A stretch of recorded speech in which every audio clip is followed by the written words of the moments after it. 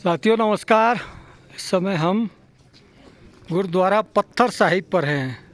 1517 में यहाँ गुरु नानक देव पधारे थे और उसके बाद धीरे धीरे करके जो वो घटना एक घटती है, उसके बाद इस गुरुद्वारे की महत्ता बढ़ती ही चली जाती है। 1515 से 1518 के बीच में ऐसा बताते हैं कि एक तिब्बत की ओर से चलकर के अपने उपदेश देते हुए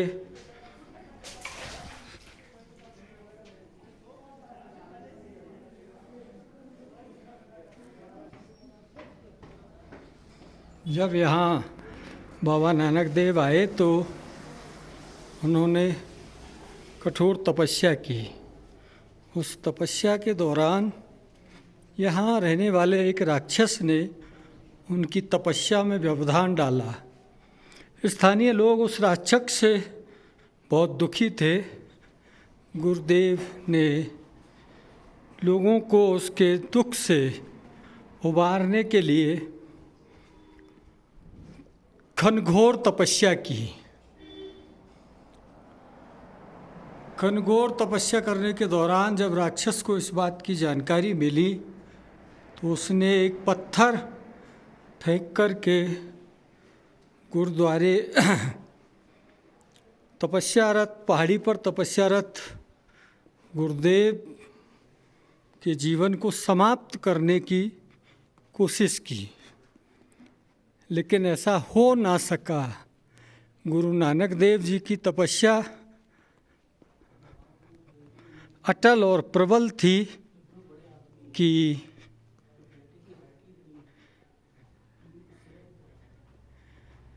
ये पत्थर जो अब आपके सामने है, गुरु नानक देव जी पर कोई भी असर नहीं डाल पाया। और जब इस बात की जानकारी राक्षस को हुई तो वो खुद विस्मृत हो गया। तो ये आप देख लीजिए, गुरुद्वारा पत्थर साहिब, कितना विशालकाय पत्थर तपस्या करते हुए गुरु नानक देव जी के ऊपर उस राक्षस ने मारा था, लेकिन उनका बाल भी बांका नहीं हुआ। और तब से ही यहाँ गुरुद्वारा पत्थर साहिब की स्थापना हो गई। ये सिख धर्म के तमाम गुरुओं की तस्वीरें यहाँ लगी हुई हैं। आप देख सकते हैं, एक शांति प्रिय स्थान। पलट के आप एक बार फिर से उस पत्थर को देख लीजिए, जिस पत्थर से उस भयानक राक्षस ने गुरु नानक देव जी को चोटिल करने, उन्हें मारने की कोशिश की थी,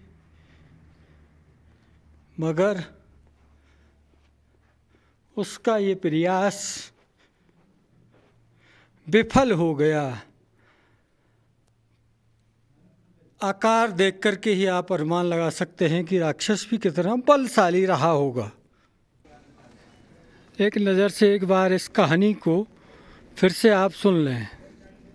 गुरुद्वारा श्री पत्थर साहिब श्रीनगर से लेह आने वाली सड़क पर लेह से 25 किलोमीटर पीछे बना हुआ है। गुरु नानक देव जी अपनी दूसरी यात्रा के दौरान 15 से 18, 1517 ईस्वी में यहाँ पहुँचे। सुमेर पर्वत पर अपना उपदेश देने के बाद गुरु नानक देव जी नेपाल, सिक्किम, तिब्बत होते हुए यास्कंद के रास्ते ले होते हुए इस स्थान पर पहुँचे। सामने वाली जो वो पहाड़ी है के ऊपर घोर पापी राक्षस रहता था, जो यहाँ के लोगों को बहुत दुखी करता था और मार कर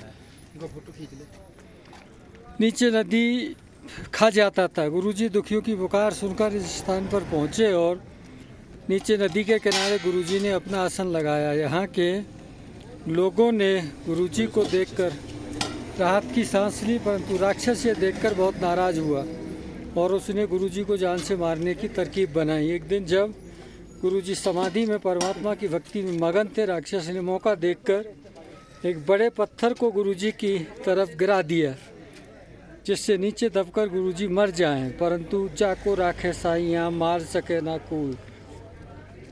तब एक अनोखी घटना घटी। जैसे ही बड़े पत्थर से गुरुजी का स्पर्श हुआ, वो मोम की तरह बन गया, जिससे गुरुजी का पिछला शरीर पत्थर से धंस गया। गुरुजी की भक्ति में कोई असर नहीं पड़ा। गुरुजी को मरा हुआ जानकर राक्षस बहुत खुश हुआ और नीचे पत्थर के पास आ गया। गुरुजी को बिल्कुल ठीक देखकर राक्षस हैरान हो गया और गुस्से में आकर अपना दाहिना पाँव पत्थर पर मारा, परंतु राक्षस का पाँव भी पत्थर में धंस गया, जैसा कि आपने देखा। तब उस राक्षस को ज्ञान हुआ कि उसने अपनी बेवकूफ़ी से एक भगवान के भक्त को मारने की कोशिश की। अपनी गलती का एहसास होने पर गुरुजी के चरणों में राक्षस गिर पड़ा। गुरुजी ने अपनी आंखें खोली और राक्षस को उपदेश दिया कि बाकी जीवन इंसानों की सेवा में गुजारो, तब तेरा कल्याण होगा। उस राक्षस ने गुरुजी का उपदेश माना और खुशी का जीवन बिताने लगा। कुछ समय बाद इस स्थान से गुरुजी कारगिल होते हुए कश्मीर चले गए। आप गुरुद्वारा श्री पत्थर साहिब के अंदर इस शुभ पत्थर के दर्शन कर सकते हैं, जो मैंने 2 बार आपको कराए हैं। एक नज़र से और आप उस पत्थर को देख लीजिए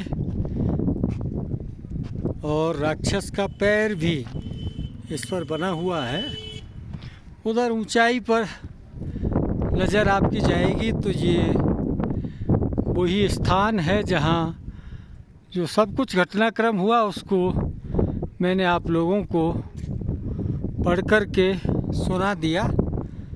वहीं की ये घटना है जिसका दृष्टांत पत्थर साहिब गुरुद्वारे के रूप में दिखाई देता है। ये पूरा इलाका, ऊपर बर्फ़ आपको दिखाई दे रही है, सेना के हवाले है। यहाँ बहुतायत में सैनिक जो हैं वो तैनात रहते हैं। साथियों, ये सामने श्रीनगर लेह मार्ग है जो लेह से 25 किलोमीटर की दूरी पर स्थित है। आप सबका बहुत बहुत धन्यवाद, आभार, नमस्कार। इस वीडियो को अधिक से अधिक शेयर करके आप अधिकतम लोगों को लद्दाख में स्थित गुरु नानक देव के गुरुद्वारे के बारे में जानकारी देने में हमारी मदद हमेशा की तरह करेंगे। एक बार फिर से आभार, धन्यवाद, नमस्कार।